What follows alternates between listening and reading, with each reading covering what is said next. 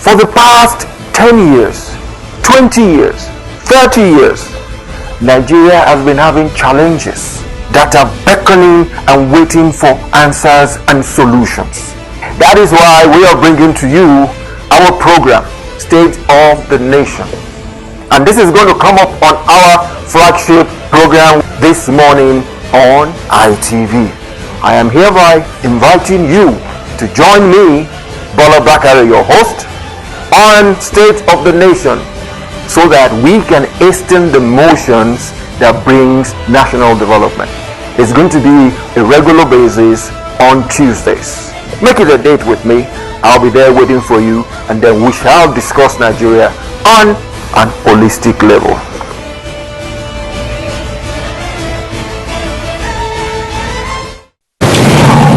Welcome to your regular lofty program this morning on ITV. And this morning on our brief chat, we shall touch on topical issues that have been happening all over the country. Unfortunately, we are beginning to get bits and pieces of bad news when it comes to politics and politicking. What am I saying here?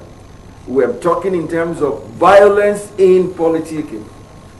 Lately, the presidential candidate of the People's Democratic Party, PDP, Atiku Abubakar, was in Gombe State. And at the end of the day, violence erupted. This is quite becoming unbecoming, because politics is also supposed to be a situation where we can explain to ourselves. A rally is supposed to be a standpoint where I can tell you what I am going to do for you, the people. But unfortunately, it's quite becoming unbecoming, to use that language again. And with my co-host here, Charity, it seems this violence in politics is becoming the norm. Well, first of all, good morning, Nigerians. Welcome to our program this morning on ITV. And my co-host was talking about violence in politics.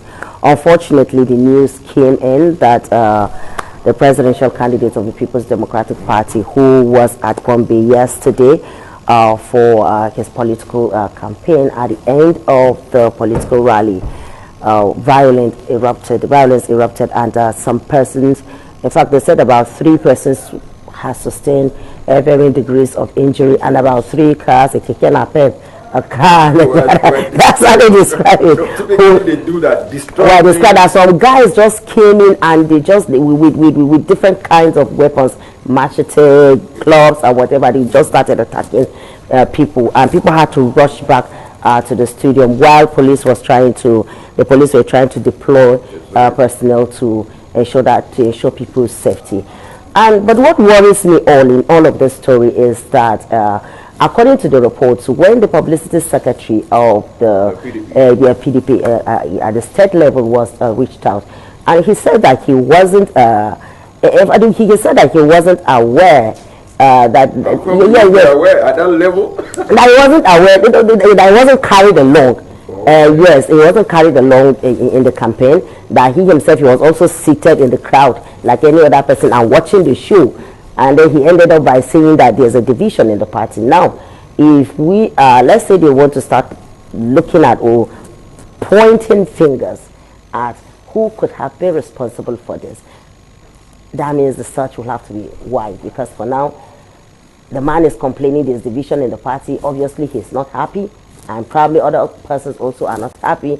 And then there's also the opposition, that's the ruling party, and other political parties to contend with, exactly to contend with. So it's quite sad. I guess that's a bad one, because for the publicity secretary of the party in the state to claim being unaware, that is not good. It's not good for the party.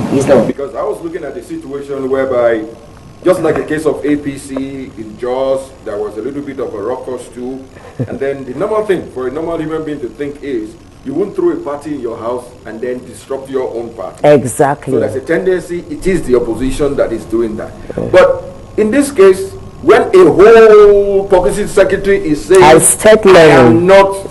am not aware, it's very nonchalant about it. Exactly. So it shows a kind of situation whereby the violence can come from any sector, both in-house and out-house.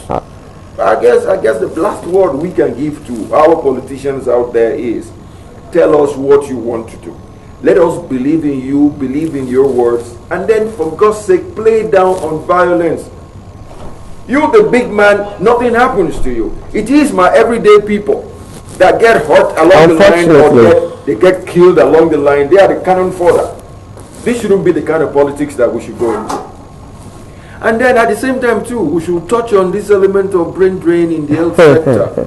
It's becoming huge. It's becoming unbecoming. All right.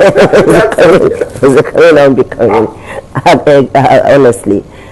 Because we're talking in terms of what transpired at in Ibadan, University College Hospital Ibadan. For God's sake, why? What do you think we should be doing that we are not doing? It bothers me. But I can't say what should we know what should be done. We've been talking about these things. Every sector deserves the attention it should be given. The health sector deserves to be given priority, especially when it has to do with lives of people. What is the primary responsibility of government? Is the protection of lives and property, not just against physical attack, but even against issues like diseases and other stuff. So when we keep having this brain drain, imagine they said from 2020 till date, about 661 clinical workers have left the country to see greener pastures. That's a huge number. In another country. That's a huge number. It's huge. And then, according to the CMD, he said they keep receiving 15 resignation letters every week. Wow. So if they keep receiving resignation letters 15 every week, I'm sure I would like to see it's one thing to tender resignation letters, another thing for to be approved. So maybe it's not been approved, but let's assume this is approved and 15 people keep leaving. How are we going to? We just know that if this continues, the consequences is something that we should not even begin to imagine. I can't even imagine it myself when you talk of Nigeria as a whole. I guess, like you rightly said, it's high time the powers that be look more into the study in terms of maybe Ministry of Labour and Employment, the Ministry of Health. Because if you check the records, even in England, 5% of the workforce in the health sector are Nigerians. Everywhere you go, they are Nigerians. I am not against the element of, well, it is my right, it is my life. I can afford to move and then maybe see greener pastures or get a better job or probably go to the next level in terms of my education.